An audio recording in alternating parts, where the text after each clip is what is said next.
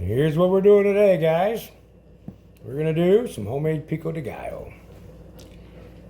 Easy, quick, and about 300% cheaper, 400% cheaper than buying some knockoff stuff in the store that's pre-made. So, let's do this. Alright, here we go. Very easy stuff. I have everything cut, diced, and ready to roll. What we're going to do is going to take the tomatoes. All the pulp has been removed out of this, so it's just the meat.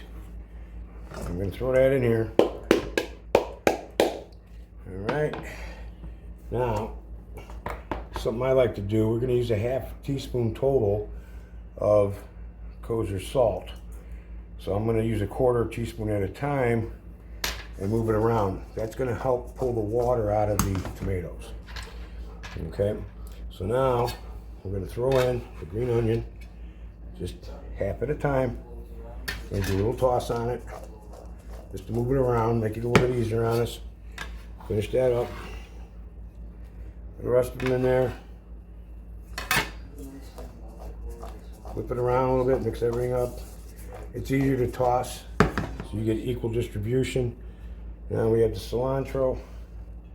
This is always going to stick. So, same thing, just do that. Get it to mix up. Now we're going to do the other quarter of a teaspoon. Now you can put more salt in if you need it, but tomatoes are their own beast. Sometimes they take the salt, other times they don't. So I suggest starting out at a half teaspoon and go from there. Try it in about 20 minutes. If it's still not salty or not enough salt for you, just add a little bit more. You can always put more in, but you can't take it out. So we're going to add the jalapeño and the serrano pepper in there now. And we'll finish off the cilantro. Okay. Wrap that up. We're going to get myself a little spatula because you really want to fold this. You don't want to handle it too much. You don't want to break up the meat or the tomato. And this is it, guys. This is as easy as it gets. It doesn't get any easier than that. Now, this is about 2.5 pounds of Pico de Gallo. And cost today $5 to buy the tomatoes and all the ingredients.